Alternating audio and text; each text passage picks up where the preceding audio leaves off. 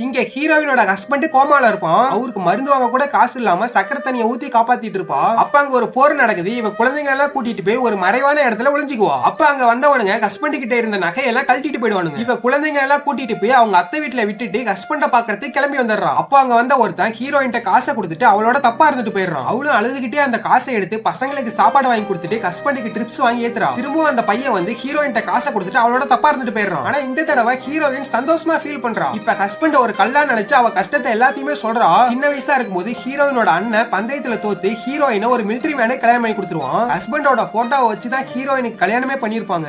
மிலிட்டரியில இருந்து ஹஸ்பண்ட் வந்தவன அவனோட விருப்பமே இல்லாம தான் இவ வாழ்ந்திருப்பா. கொஞ்ச நாள் கழிச்சு ஹீரோயினோட மாமியார் நீ மட்டும் பிரெக்னன்ட் ஆகலன்னா என் பையனுக்கு ரெண்டாவது கல்யாணம் பண்ணி வச்சிடும் சொல்லி மிரட்டுறா. பயத்துல ஹீரோயின் வேற ஒருத்தன் கூட ஒன்னா இருந்துதான் அந்த குழந்தைங்க எல்லாம் பெற்றிருப்பா. இதெல்லாம் கேட்ட ஹஸ்பண்ட் கோமால இருந்து எந்திரிச்சு ஹீரோயினை கொல்றதுக்கு முயற்சி பண்றான். ஹீரோயின் பக்கத்துல இருந்த கத்தியை எடுத்து அவ காப்பாத்துற ஹஸ்பண்ட அவளே குத்தி கொன்னுறா.